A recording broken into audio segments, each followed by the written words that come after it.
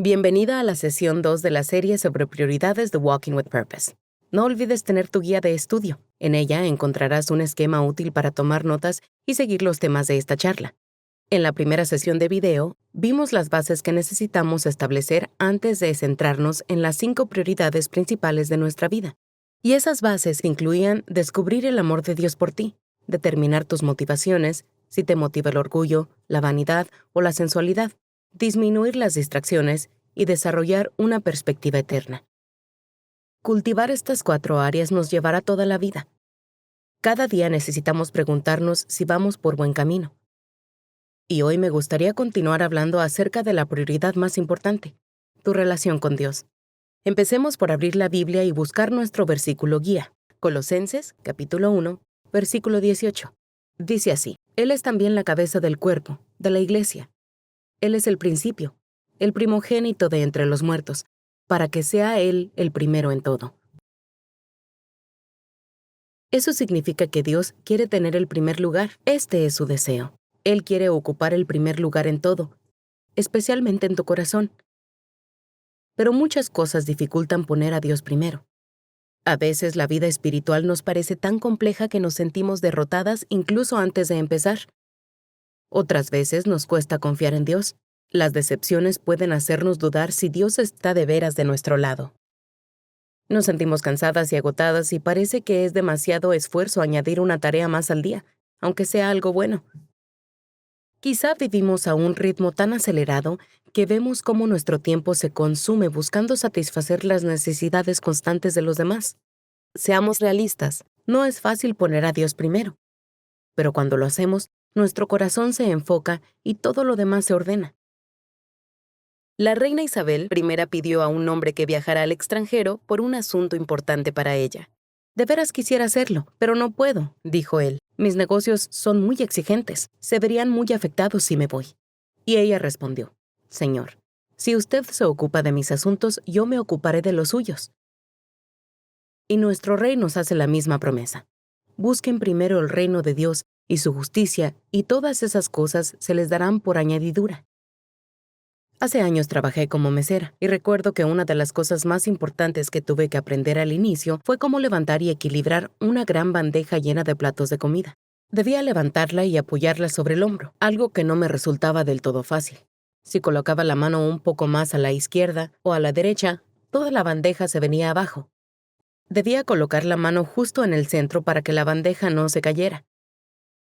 Ese es el lugar que debe ocupar Dios en nuestras vidas. Si Él está en el centro, todo lo demás permanece en equilibrio. Pero si dejamos que otros asuntos ocupen ese lugar, todo se desmorona.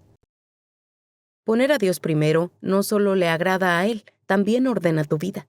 Darle prioridad suena bien en teoría, pero en la práctica es un desafío. Siempre intentamos equilibrar muchas cosas diferentes a la vez. Luchamos todo el tiempo con las emociones que buscan ponernos a nosotras en el centro. Nuestra enorme lista de quehaceres excluye a Dios. Vivimos decepciones, incluso tragedias, y sentimos que se levanta una barrera entre nosotras y Dios.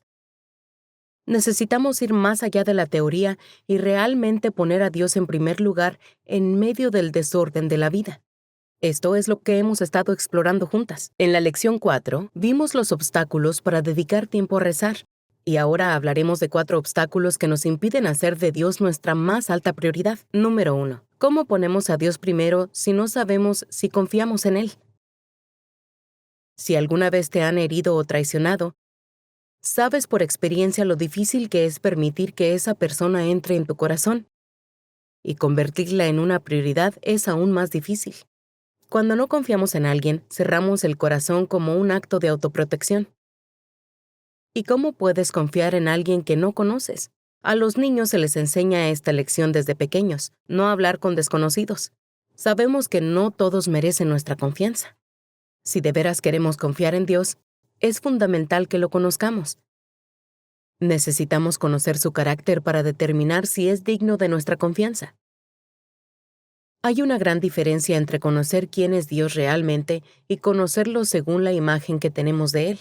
Esto fue un gran problema para los fariseos. Ellos esperaban al Mesías y tenían ciertas ideas preconcebidas sobre cómo sería su persona. Cuando Jesús vino a la tierra, Él no se ajustaba a sus expectativas. Él no era quien ellos buscaban, y como consecuencia, no llegaron a conocerlo y ciertamente no confiaron en él. Si queremos conocer a Dios, es necesario que conozcamos a Jesucristo. En Hebreos capítulo 1, versículo 3, leemos que Jesús es resplandor de su gloria e impronta de su sustancia.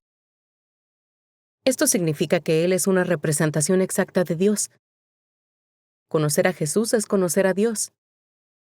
Por este motivo, el estudio bíblico es tan importante, especialmente el estudio de los Evangelios. Al leer la historia de la vida de Jesús, empezamos a conocerlo. Vemos cómo se relacionaba con las personas, qué cosas consideraba más importantes y cuánto nos ama.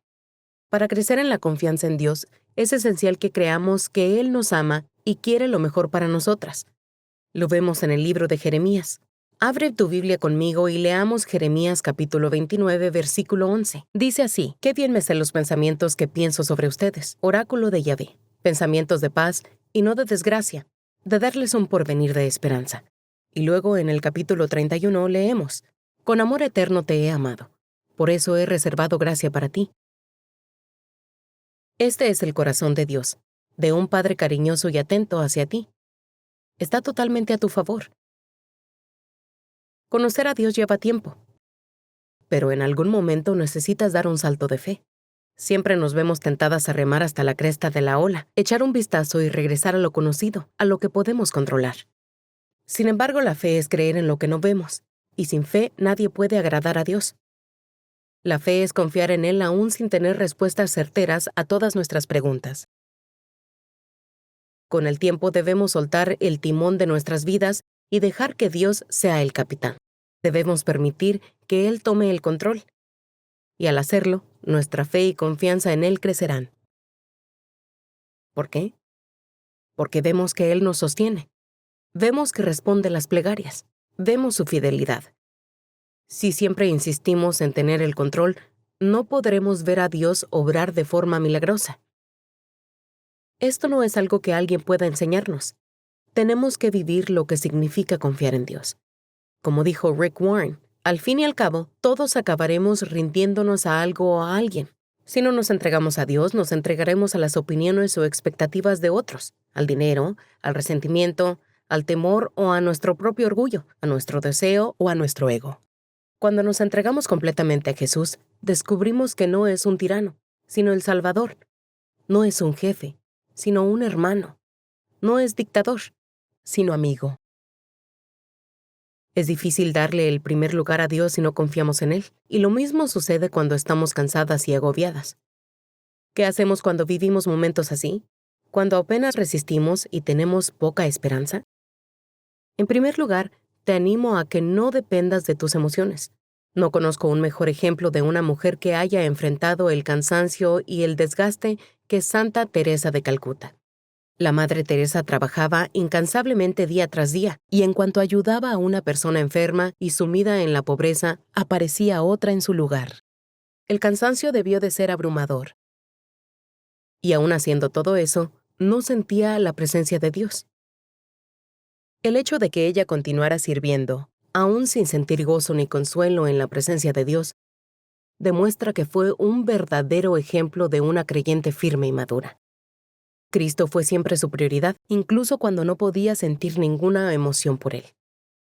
A pesar de sentir pesadez, cansancio y duda, la Madre Teresa se levantaba cada mañana y servía a su Dios. No confiaba en que sus emociones determinaran lo que debía hacer.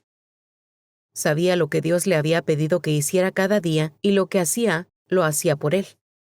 Ella vivió Mateo capítulo 25, versículo 40. En verdad les digo que cuanto hicieron a uno de estos hermanos míos más pequeños, a mí me lo hicieron. Ahora bien, no todas tenemos el mismo llamado que la Madre Teresa, pero todas hemos vivido momentos en los que nos hemos sentido sin emoción espiritual, en los que nos preguntamos si realmente vale la pena, en los que se nos pide hacer algo que parece no marcar diferencia y que nunca termina. Cuando nos sentimos así, necesitamos distanciarnos de las emociones y no analizarlas demasiado. Debemos centrarnos en lo que hay que hacer en el momento. Las emociones no determinan lo que está bien o está mal, y no deberían determinar nuestra conducta. Cuando te sientas cansada, no confíes en tus emociones. Descansa en el amor de Dios y en la certeza de que Él te recibe tal como eres. Cuando estás cansada, Satanás ve una oportunidad perfecta para desanimarte y tentarte a rendirte. Quiere que caigas en la desesperanza. Una de sus tácticas más eficaces es susurrarte al oído. ¿Esto es todo lo que haces? ¿Qué valor tiene eso en el gran designio de las cosas? ¿Eso es todo lo que has logrado? Solo cambias pañales, limpias narices y cuidas niños enfermos. Lo que haces no importa. Tu sacrificio no vale la pena. Intentará convencerte de que como no estás haciendo más, Dios no está complacido contigo. Pero nada podría estar más lejos de la verdad. Dios ve tus circunstancias. Él comprende mejor que nadie lo que estás enfrentando. Él ve las intenciones de tu corazón. Él ve tu amor por Él y tu deseo de ponerlo en primer lugar. El amor y el valor que Dios te da no dependen de tus acciones. Tu dignidad y tu valía no se miden por lo que alcanzas o haces. Hace años, en dirección espiritual, un sacerdote me preguntó, ¿qué piensas de ti misma? Me pareció una pregunta muy difícil y le respondí que podía decirle lo que creía que los demás pensaban acerca de mí, pero no era lo que me estaba preguntando. Y mientras pensaba, me di cuenta de que las palabras que surgían eran, no eres lo suficientemente buena. Y al pronunciar esas palabras, me quedé impactada, porque sabía en mi mente que Dios me amaba. Sabía intelectualmente que su amor era incondicional. Entonces, ¿por qué mi corazón estaba afanado? ¿Por qué tenía una sensación de que necesitaba ser mejor, hacer más, lograr cosas para sentirme digna del amor de Dios? La verdad en mi mente necesitaba descender a mi corazón, y yo debía comenzar a examinar con disciplina mi forma equivocada de pensar. El sacerdote me desafió a renovar mi mente cada día, a rezar por la mañana pidiéndole a Dios que me ayudara a verme tal como Él me ve. Me dijo que imaginara que estaba bajo una lluvia del amor de Dios y que me quedara allí hasta que esa verdad fluyera de mi mente a mi corazón. Algunos días se logra más fácil, otros no tanto. Soy una obra en proceso. Por eso te lo recuerdo a ti y a mí. Dios no nos ama por lo que hacemos. No necesitamos ser perfectas para ser dignas de su amor.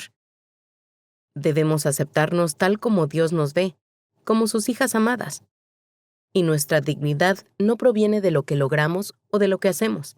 Lo tercero que podemos hacer si estamos cansadas y fatigadas es recordar esta verdad. Tú eres el guante, Él es la mano. ¿Qué quiero decir con esto? Lo que Dios te llama a hacer no espera que lo hagas con tus propias fuerzas. Como cristianas, estamos llenas del Espíritu Santo. Es como si fuéramos un guante, vacío y poco útil por sí solo. Pero el Espíritu Santo en nosotras es como la mano que llena el guante y realiza la obra a través de nuestras vidas. ¿Te sientes vacía y agotada? Pide a Dios que obre a través de ti. Y cuando seas capaz de superar otro día más, reconocerás finalmente que tienes que darle todo el mérito a Él. Tu fe se fortalecerá y renovará al contemplar cómo Dios te colma con una fuerza que no es la tuya, es su fuerza. En palabras de San Pablo, y ya no vivo yo, sino que Cristo vive en mí. Cristo vive dentro de ti a través de su Espíritu Santo, y Él te dará la fuerza y la perseverancia que necesitas.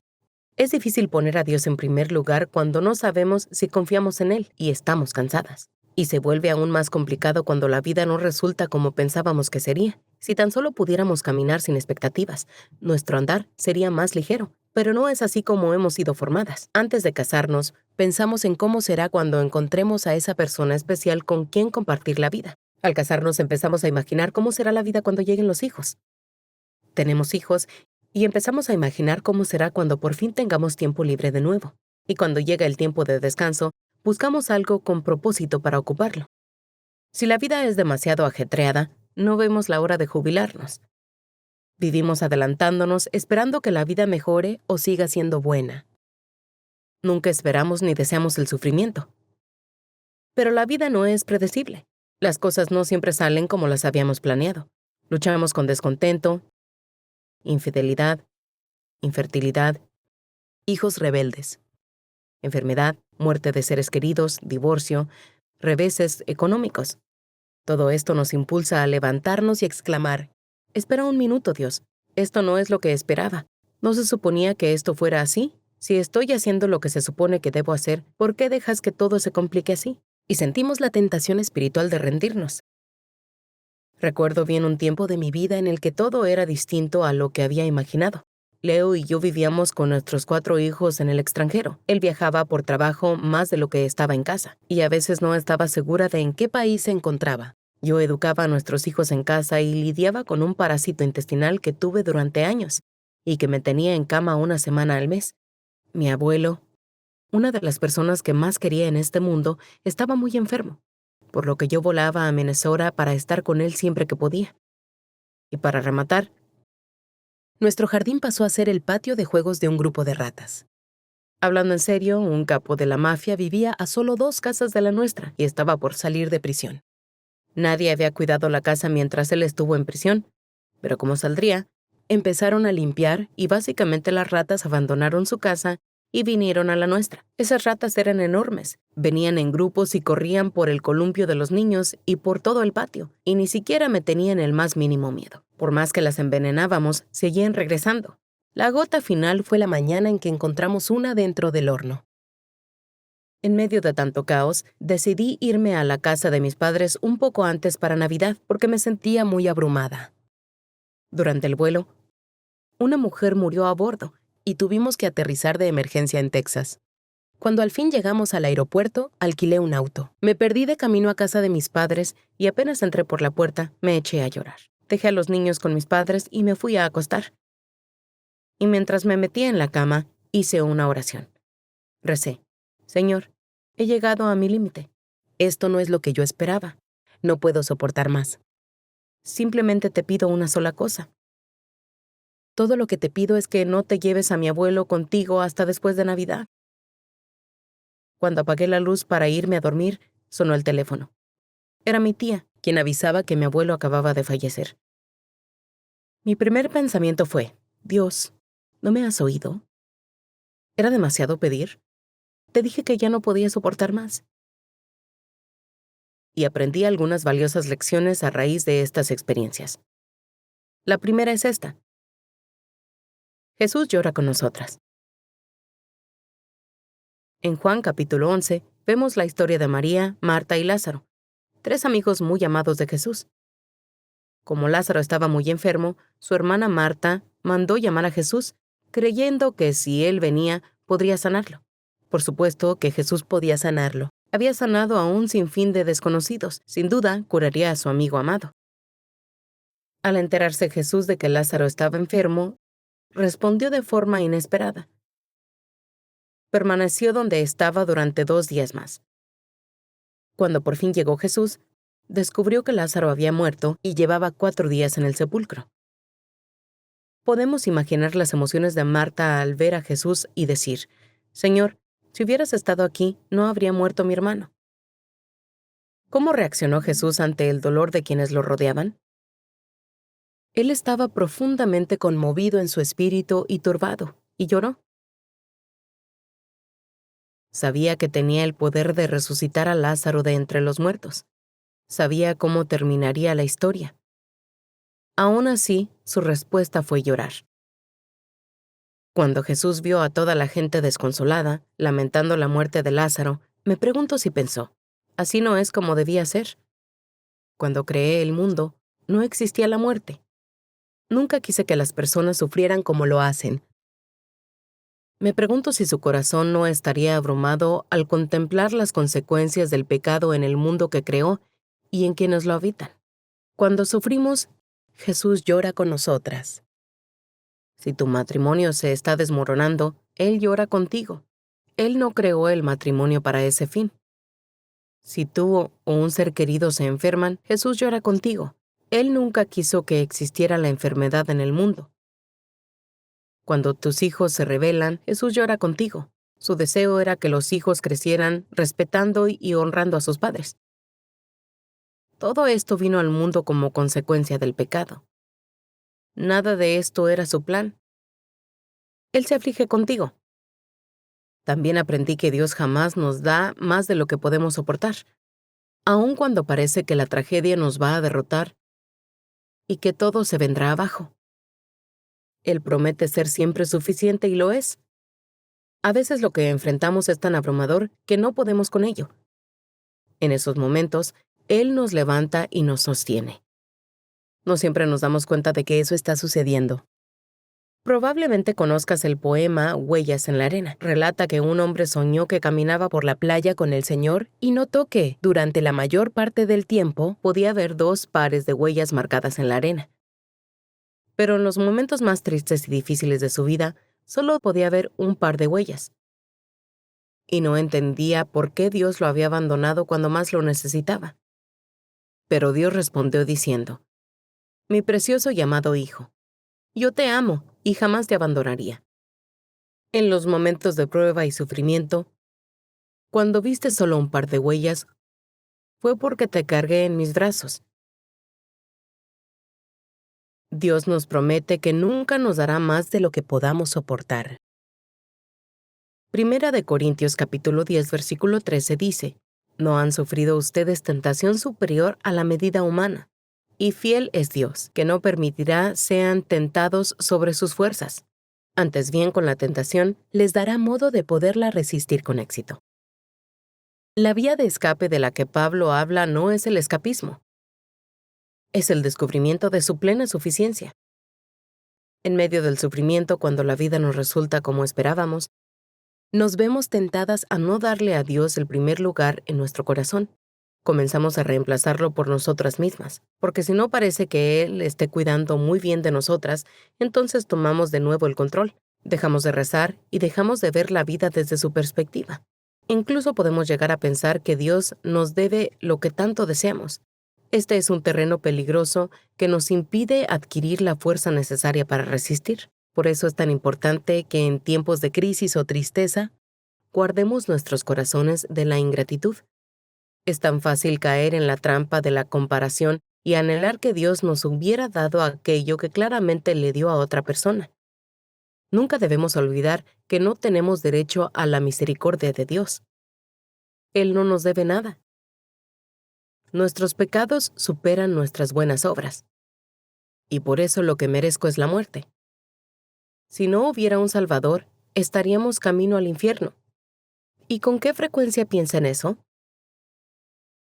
El misterio de la ingratitud es que Dios nos ha dado mucho, pero todavía esperamos más. Imagina que alguien salvara tu vida y después te volvieras contra él para hacerle daño. Eso sería impensable. Pero eso hacemos tantas veces con Jesús. No le damos la consideración y el respeto que le daríamos a cualquier otra persona. Incluso en medio del sufrimiento, nunca debemos olvidar todo lo que Dios nos ha dado. Aún así, debemos darle prioridad y permanecer fieles a Él. Necesitamos luchar contra la duda y recordar siempre su bondad, su amor y todo lo que hemos recibido de su mano. Debemos, por difícil que sea, cultivar un corazón agradecido. ¿Te has preguntado qué impide que tengamos un corazón agradecido? Una vida ajetreada. Y esta también puede ser la excusa para no poner a Dios primero. Pensamos que no podemos hacerlo porque estamos abrumadas con tantas responsabilidades. Dios ve cada una de tus acciones y aprecia cada sacrificio que haces. Cada vez que te levantas por la noche para atender a un hijo enfermo, ¿cuándo preferirías estar durmiendo? Cuando pospones lo que quieres hacer para llevar a tu hijo a algún lugar, cada prenda que doblas o juguete que recoges del suelo, el sinfín de comidas que preparas, cuando apartas tus necesidades para escuchar a un amigo que sufre, las reuniones a las que asistes y los planes que organizas, las horas en el trabajo para mantener a tu familia, Él lo ve todo. Estás ocupada. Y tal vez decir ocupada no alcanza para describirte. Puede que distintas personas exijan tu atención constantemente. Muchas de ustedes tienen hijos y los hijos siempre parecen necesitar más de lo que podemos dar. Puede que tu esposo tenga grandes expectativas de ti. ¿Son exigentes tus padres o tu familia política? ¿Te resulta difícil equilibrar lo que otros esperan de ti con lo que necesitas dar a tu familia? Quizás tienes amigos que necesiten más tiempo del que puedes dedicarles. El trabajo puede ser muy estresante y a veces parece casi imposible lograr un equilibrio. He tenido días difíciles en los que la mejor manera de describir cómo me siento es que todos quieren un pedacito de mí y que muy pronto me quedaré sin nada para dar. En el libro del Apocalipsis capítulo 2, versículos del 2 al 4, Jesús habló a través de San Juan a la iglesia de Éfeso, y esto es lo que tenía que decir. Conozco tu conducta, tus fatigas y tu paciencia. Tienes paciencia y has sufrido por mi nombre sin desfallecer. Pero tengo contra ti que has perdido tu amor de antes. Aquí habla la iglesia de su amor por él. Dios no nos habla de esto porque ignora lo cargadas que están nuestras agendas. Nadie mejor que Jesús supo lo que es estar ocupado, rodeado de multitudes y de tantas necesidades. Dios nos dice que tenemos que volver a nuestro primer amor, a Él, para que pueda empezar a reconstruir desde el caos una vida plena y con sentido. Si estamos dispuestas a que Dios sea lo primero en nuestro día, Él mismo promete hacerse presente en medio del ajetreo y traer orden a nuestras vidas. Esto es algo que solo podemos comprender cuando lo ponemos en práctica. Así como aprendemos a rezar rezando y no asistiendo a un seminario sobre oración, de la misma manera debemos poner a Dios en primer lugar para descubrir cómo se puede hallar equilibrio en medio de nuestro caos. Nuestra vida de oración es la medida más clara de si estamos poniendo a Dios primero. Cuando no rezamos, dejamos de hacer de Él nuestra prioridad. El servicio a Dios nos sustituye el tiempo que pasamos con Él.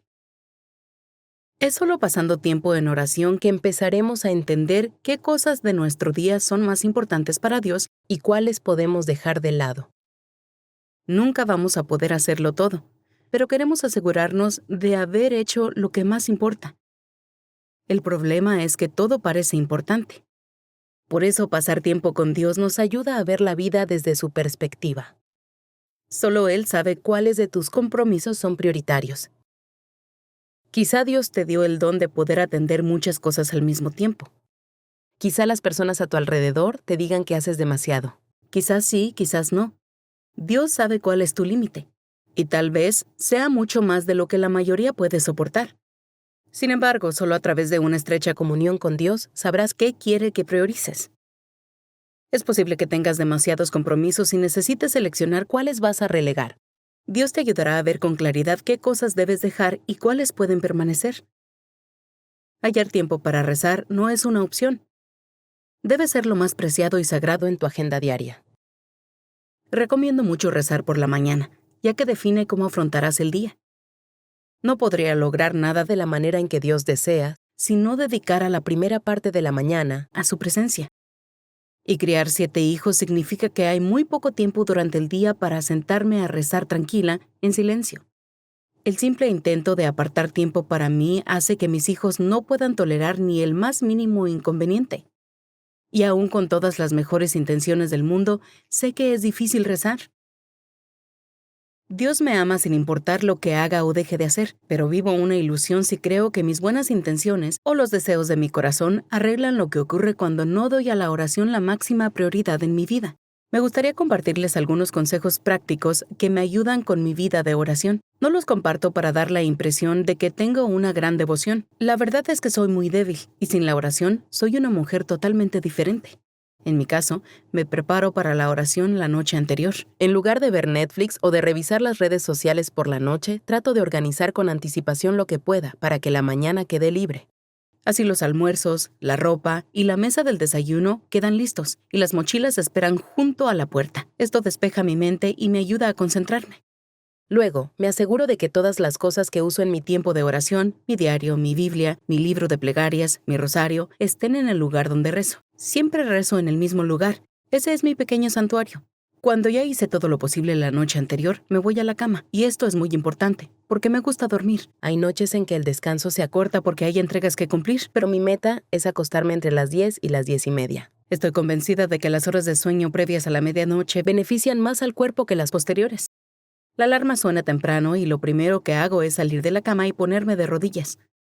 Aunque todavía tengo mucho sueño, esa postura me ayuda a despertarme y a que mis primeros pensamientos se centren en Dios. Rezo el Padre Nuestro y así me concentro. Luego tomo una ducha para despertarme mejor y tras preparar mi taza de té, estoy lista para la oración. He llegado a amar estas mañanas y hoy puedo afirmar que las primeras horas del día son mi momento favorito. Porque si me levanto antes que mis hijos, nadie me interrumpe. En ese momento, no hay exigencias, llamadas o interrupciones. Tal vez no necesites levantarte tan temprano y la hora no es lo que importa. Lo que importa es que la oración sea la máxima prioridad en tu vida. Por eso quiero preguntarte, ¿qué te impide hacer de Dios la máxima prioridad en tu vida? ¿Es la falta de confianza? ¿Es el cansancio? ¿Se trata de desilusión por lo que te ha tocado vivir? ¿Será que el ajetreo te hace amar a Dios en el corazón, pero no demostrar ese amor a diario? Hoy te invito a reconocer aquello que sientes que te está impidiendo hacer de Dios la prioridad más importante en tu vida. Y en vez de promesas indefinidas, asume un compromiso para los próximos 30 días. Él anhela tener el primer lugar en todo, en especial en tu corazón. ¿Quieres rezar conmigo? Te lo pedimos en el nombre del Padre, del Hijo y del Espíritu Santo. Amén. Amado Señor, nuestro deseo es ponerte primero en nuestras vidas, y no es fácil.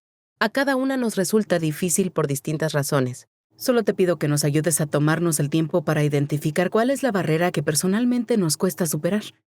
Te ruego que nos ayudes a mantener ese compromiso, que durante los próximos 30 días nos esforcemos por ponerte primero de manera práctica, por darte el primer lugar con nuestro tiempo, por ofrecerte esos primeros minutos del día.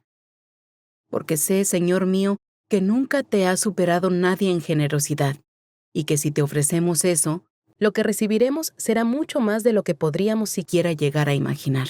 Ayúdanos a hacerlo por el poder de tu Espíritu Santo, porque nuestro más profundo deseo es entregarte completamente todo nuestro corazón en primer lugar cada mañana. Te lo pedimos en el nombre del Padre, del Hijo y del Espíritu Santo. Amén.